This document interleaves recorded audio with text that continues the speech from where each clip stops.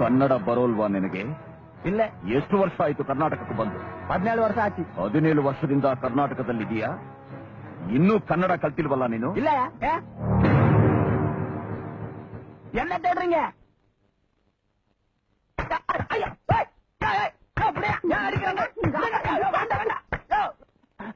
ಯಾರು ಅವರು? ಯಾವ ನೋಡ್ತಾರು? ಮುಂದೆ ಮಗನೇ ಅವರೇ ಕಣ ನಮ್ಮ ಮುಖ್ಯಮಂತ್ರಿಗಳು.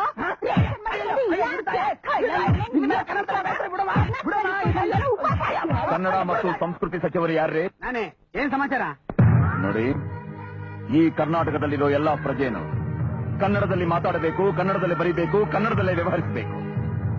ಇಲ್ಲಿ ಹುಟ್ಟಿದವರೇನೋ 4 ಅಕ್ಷರ ಕಲಿತ ಮಾತ್ರಕ್ಕೆ ಇಂಗ್ಲಿಷ್ನಲ್ಲಿ ಟಸ್ಸು ಪುಸ್ಸು ಅಂತ ಹೊಗಳ್ತಾ ಇರ್ತಾರೆ. ಅದೆಲ್ಲ ಜಾಸ್ತಿ ಇರಬಾರದು.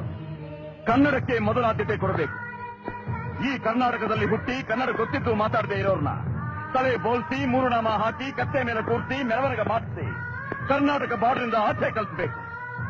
ಮತ್ತೆ ಅವರು ಈ ಕರ್ನಾಟಕದ ಗಡಿಗೆ ಹೆಜ್ಜೆ ಇಡಬೇಕಾದ್ರೆ ಕನ್ನಡ ಪಂಡಿತರಾಗಿ ಬರಬೇಕು.